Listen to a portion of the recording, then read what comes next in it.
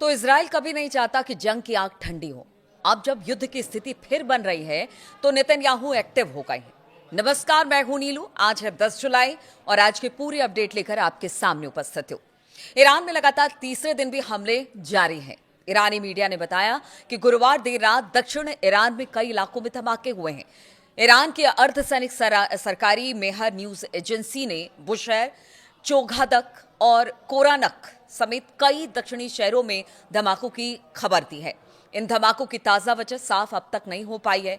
वहीं एक्सपर्ट का कहना है कि ईरान पर ताजा हमले के पीछे इजराइल हो सकता है, क्योंकि अमेरिकी अधिकारियों ने ईरान में इस समय किसी ऑपरेशन से इनकार किया है। तो क्या ये सब कुछ नेतन्याहू कर रहे हैं? और एक्सपर्ट भी बताते हैं कि इस पूरे रीजन में शांति ना हो, नेतन्याहू यही चाहते हैं और इसको लेकर पीछे हमने डोनाल्ड ट्रंप और नेतन्याहू के बीच बकझक भी देखी।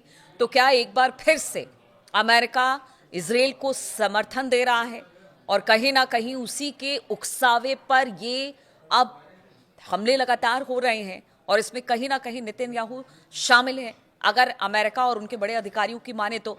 अल जजीरा ने अमेरिका के एक रक्षा अधिकारी के हवाले से बताया कि ईरान में हालिया हमलों के पीछे अमेरिका का हाथ नहीं है। अब इसमें कितनी सच्चाई है वो तो बात की बात है, लेकिन हमले इस वक्त ईरान में हो रहे हैं और ईरान भी उसका करारा जवाब दे रहा है। इसके बाद अमेरिकी पूर्व अधिकारी डैन ग्रेजियर ने कहा कि यह पूरी तरह से मुमकिन है कि अभी जो भी मिलिट्री कार्रवाई हो रही है उसके पीछे इजराइल हो सकता है। मुझे लगता है कि हमें उनकी तरफ से पुष्टि का इंतजार करना होगा।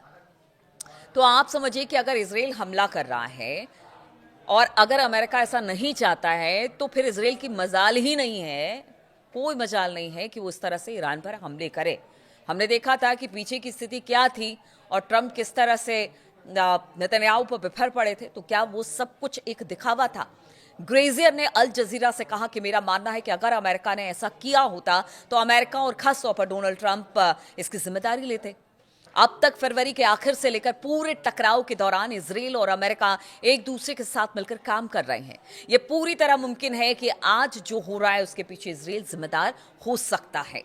इसके पहले अल जजीरा से एक अमेरिकी रक्षा अधिकारी ने बताया कि अमेरिका इस समय या तो बीते कुछ घंटों में ईरान के अंदर कोई सैन्य हमला नहीं कर रहा है। ये जानकारी ठीक उस समय आई है जब ईरान से धमाकों की खबरें लगातार मिल रही है। यानी गुरुवार देर रात को भी हमले हुए हैं ईरान की कई जगहों पर। वो लोग गलत कहते हैं जो ये कह रहे हैं कि ईरान पर हमले नहीं हो रहे हैं। ईरान पर बहुत ज्यादा हमले हो रहे हैं, लेकिन एक बात यह है कि ईरान भी पीछे नहीं है। वो भी जबरदस्त तरीके से जो अमेरिका के एयर बेसिस है उसको उड़ाने का काम कर रहा है। वहां पर कई ठिकानों पर अरब देशों में जहां जहां पर अमेरिकी बेसिस है उसको उड़ाने का वो काम कर रहा है। लेकिन ईरान में भी नुकसान बहुत हो रहा है।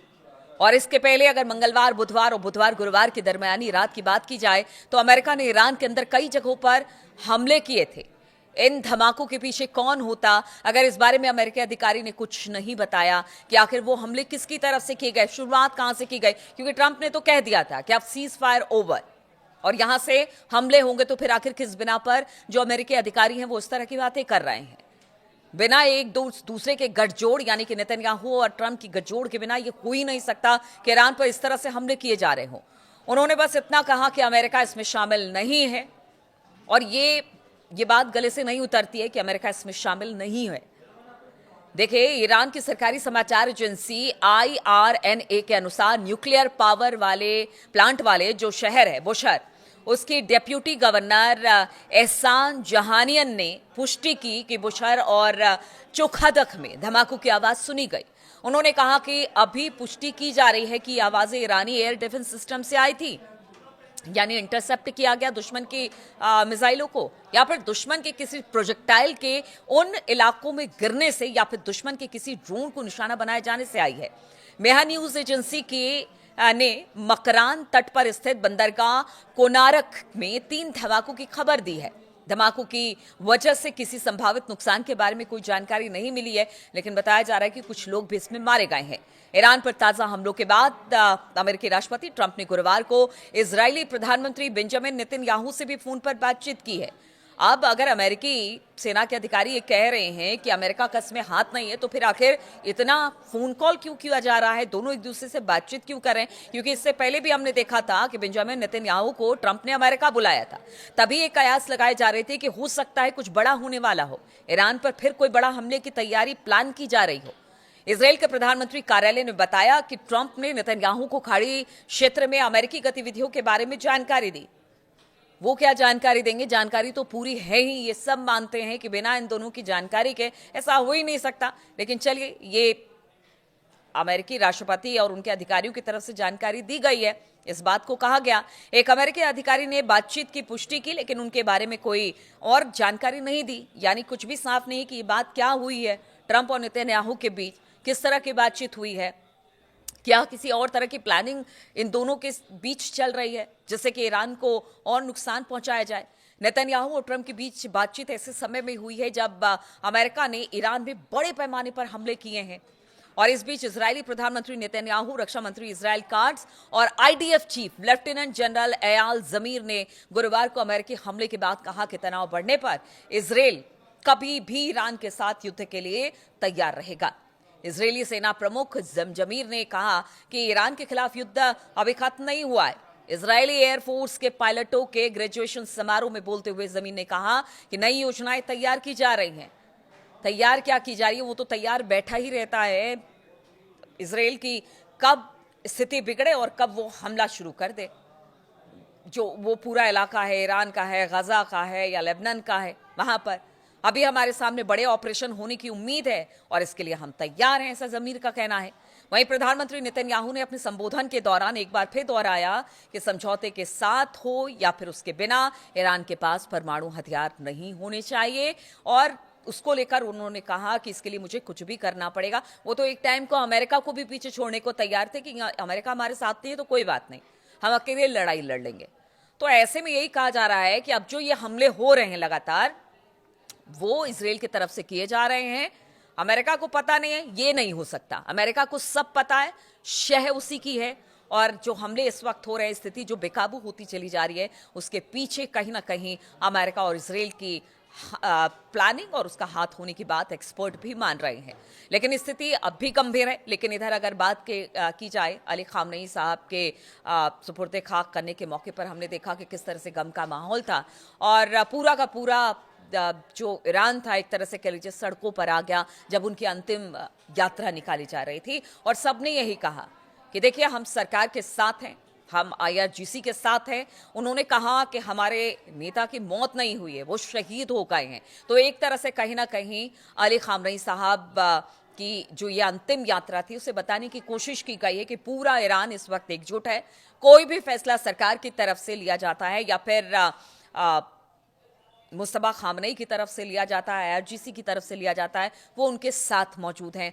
और इस बात को लेकर उन्होंने कहा कि जब तक ईरान का अंतिम बंदा जीवित है तब तक वो इसी तरह से अमेरिका और इसराइल के साथ युद्ध लड़ता रहेगा। यानी उनकी शमशीर हमेशा से तैयार रही है।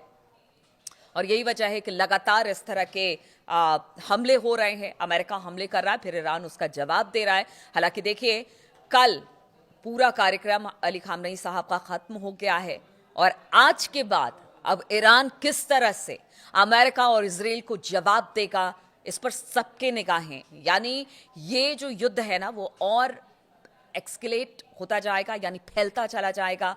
और अब यही कहा जा रहा है कि अब ईरान किस तरह की प्लानिंग के साथ, किस तरह से स्ट्रेट ऑफ हॉर्मुज को क्या बंद करेगा या फिर कोई बड़ा हमला करने की तैयारी अब ईरान की तरफ से है। क्योंकि देखिए, नेतन्याहू कह चुके हैं कि कुछ लोग डोनाल्ड ट्रंप को मरवाना चाहते हैं।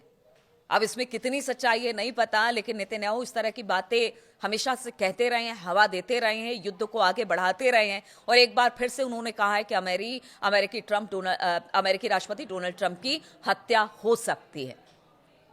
अब ये तो बात की बात है क्या नहीं है, लेकिन एक तरह से कह लीजिए पूरा प्रोपेगेंडा है जैसा ईरान का मानना है। और उनका कहना है कि अब जवाब के अब अगर उधर से हमले होते हैं तो उसका जवाब हमले से ही दिया जाएगा और इसके लिए ईरान तैयार है। ईरान का अंतिम बंदा, ईरान की कौम, ईरान की जनता, ईरान के सरकार के साथ है, मुस्तफा खामनेई के साथ है। वो अपने बड़े जो धर्मगुरु है उनका बदला लेने के लिए तैयार है। अब देखना होगा अमेरिका और इजराइल और इधर ईरान अब किस तरह से आगे इस युद्ध को लेकर बढ़ते हैं। क्या कोई बातचीत का विकल्प अब भी खुला हुआ है? क्या कोई बातचीत अब भी हो सकती है? इस पर मेरी नजर रहेगी। बहुत बहुत शुक्रिया मेरे साथ इस वीडियो में शामिल होने के लिए। कमेंट्स करते रहिए, आपके कमेंट्स का इंतजार रहता है। बहुत बहुत शुक्रिया।